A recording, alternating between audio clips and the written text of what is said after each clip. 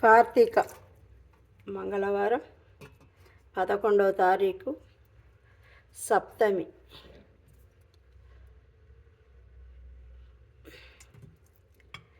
మంగళగౌరీదేవి దీవెనలు, ఆ శ్రీరామచంద్రుని ఆశీస్సులు ప్రతి ఒక్కరికి ఉండాలి అని నేను మనస్ఫూర్తిగా కోరుకుంటూ,